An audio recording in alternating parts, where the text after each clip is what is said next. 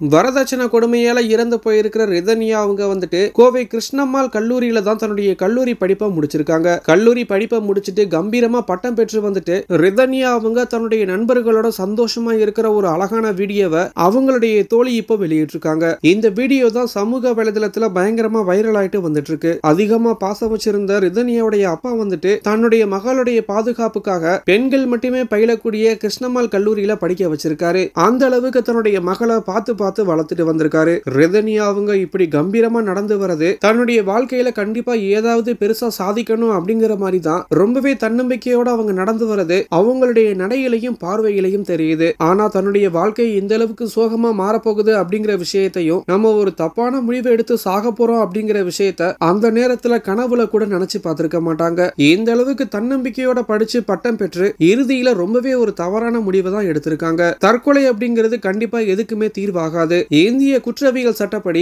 அப்படி முயற்சி செய்யறதுக்கே அதிகப்படியா 1 வருடம் சிறை தண்டனை வழங்கக்கூடிய பெரும் குற்றவியல் செயல் அப்படிங்கிற மாதிரி சொல்லப்படுது. இறைவன் கொடுத்த இந்த அழகான வாழ்க்கையை முடிச்சுக்கிறதுக்கு யாருக்குமே அதிகாரமும் உரிமையும் கிடையாது. இததான் இந்திய குற்றவியல் சட்டமும் சொல்லுது. குறிப்பா சொல்லணும் அப்படின்னா இங்க பிரச்சனை இல்லாத மனுஷங்களே கிடையாது. அதை பேசி தீர்க்கிறதுலயும் அதை கடந்து வரதுல தான் வாழ்க்கை இருக்கு அப்படிங்கறத கண்டிப்பா யாரும் மறந்துடக்கூடாது. ரிதன்யா அவங்களுடைய இந்த அழகான வீடியோ தான் இப்போ சமூக வலைதளத்துல வெளியாகி எல்லாருடைய மனசையுமே கலங்க வச்சிருக்கு.